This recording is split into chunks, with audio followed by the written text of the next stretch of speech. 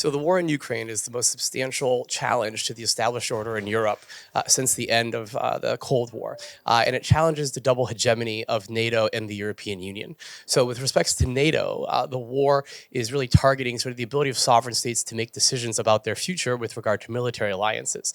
And so that upsets the potential for a US-led order in Europe.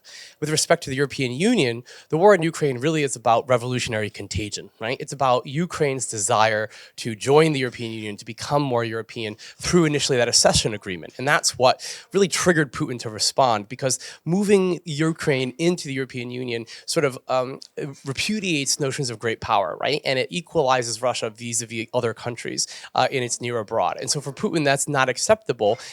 Add to that the fact that the revolution in Ukraine, right, for democracy, that struggle, that could serve as a contagion towards Moscow and upset, right, internal security, threatening Putin's regime. And so it's a very substantial challenge to the order.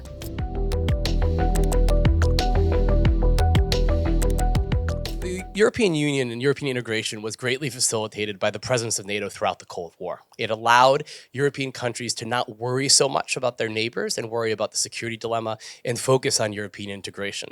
However, since 1991, NATO has increasingly served, I would argue, as a block on European military integration. And that's really become a problem probably since the early 2000s, whereas NATO is a substitute for European military integration, which is why European allies don't develop the dependency, or they have a dependency on the US and don't develop military capability. They're instead relying on the US because it's easier, right? It's easier than managing the politics of defense integration. It's easier than pooling sovereignty with respect to national security.